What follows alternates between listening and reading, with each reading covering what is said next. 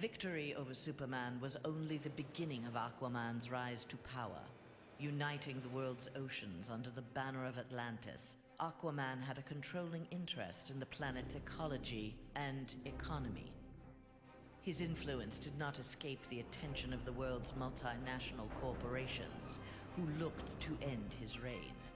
Villains lured by the promise of big money to assassinate the King of Atlantis pursued him relentlessly. But Aquaman's popularity served him well. The world's citizens rose up in anger against those who would quell Aquaman's influence. The threat abated, a groundswell of support began for a united Earth under Aquaman's command.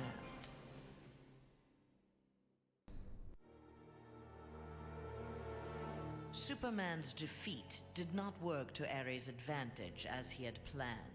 The heroes of the parallel dimension helped this world's Batman build a conflict-free utopia that left the war god famished.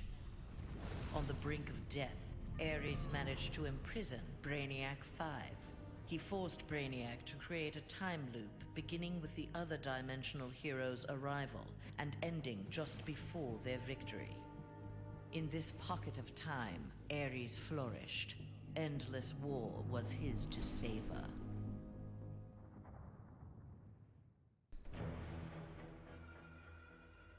Superman had been a fool to believe Bane would willingly accept a subordinate role in the One Earth government. With the High Counselor out of the way, true leadership could begin. Bane found in Sinestro and Black Adam inspiring examples of ruthless, absolute authority. They reciprocated his regard for their talents. The three former villains regained control of the planet and formed a ruling triad that would be uninterrupted until the next phase of Bane's plan.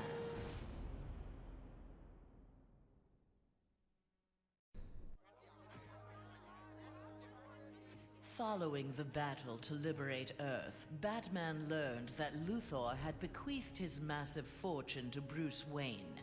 He now had the means to rebuild Gotham and Metropolis. The city's residents, inspired by their heroes' efforts, adopted the slogan, "We are Batman." They contributed countless hours to their community's renovation and crime prevention.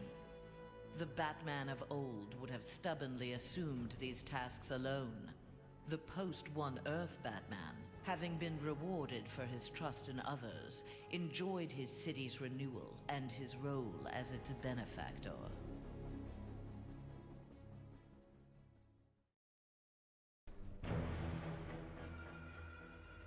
The defeat of Superman taught Black Adam one thing. Most of Earth's denizens were too weak to adopt Kahndaq's visionary form of government. He returned to his homeland with a new plan. Combining their energies, Black Adam and his Empress Isis created a mystical barrier around Kahndaq. There they reigned in peace, their country an oasis in the wasteland of human civilization. A true oasis once Black Adam had destroyed all other life on Earth.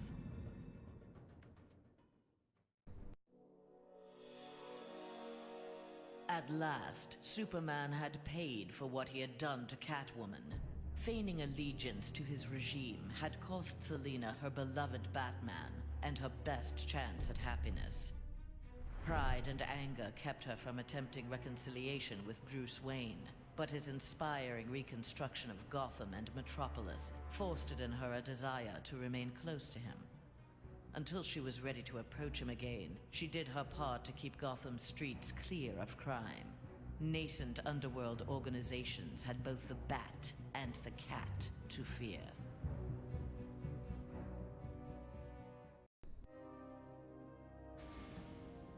Mere days after returning to his Earth, Green Lantern, in an event mirroring his ascension to the core, witnessed the crash landing of an alien ship. Investigating the wreckage, he encountered the pilot, who claimed to be Abin Sur. But this Abin Sur wore no power ring, and referred to him in halting breaths as the Almighty One. Green Lantern tried to convince the alien of their past, that Abin Sur had named Hal Jordan his successor as the Green Lantern of Sector 2814. But the alien died from his wounds before Lantern could learn more of him. Lantern left immediately for Oa. The Guardians were his only hope of solving this mystery.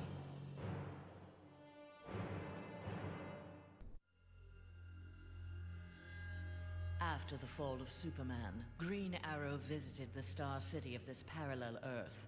His counterpart was one of the first heroes to fall in the battle against Superman, one of the first to object to the Man of Steel's new tactics and reasoning. A memorial erected in Star City's Orchid Bay served as a reminder of the need to fight oppression regardless of the odds. There, Green Arrow found that one citizen wasn't content to memorialize Oliver Queen in stone. With Green Arrow's training, a new archer, dressed in crimson, took up the fallen hero's mantle. Let Star City's criminals beware. The night belongs to Red Arrow.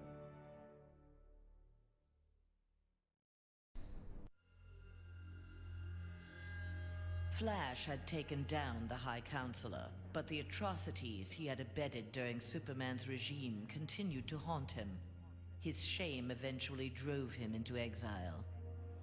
Whether wishing to make further amends or simply unable to stop himself, Flash continued to use his powers in the pursuit of justice. Rumors of a mysterious red streak of energy that would set upon and incapacitate criminals circulated throughout Central City. While only some deduced his true name, most felt gratitude and affection for the new hero they called the Ghost.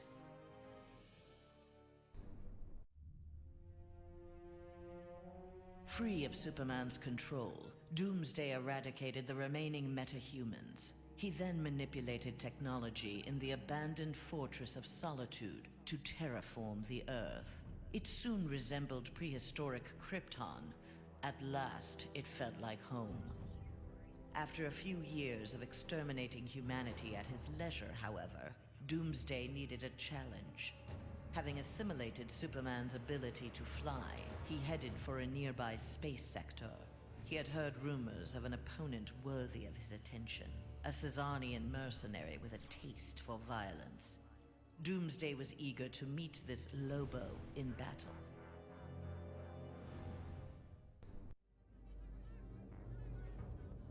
With Superman's regime toppled, new governments formed to take its place. New governments meant new customers for Deathstroke, and business was booming. Soon there were more assassinations to carry out, revolutions to aid, and unrest to create than he could manage on his own. The One Earth regime's elite troopers, having committed atrocities in Superman's name, had gone into hiding from a populace bent on revenge. Impossible for most to find, but not for Deathstroke. Recruiting these renegades, he formed the New Titans, the world's premier political assassins.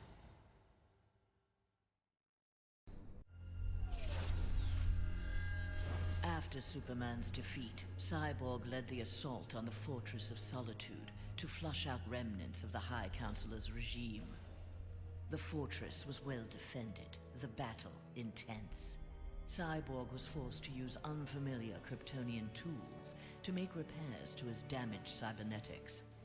Enhanced with the alien technology, Cyborg found he could communicate with Superman's androids and order them to apprehend the opposition. With his army of super androids, Cyborg will bring justice to the world.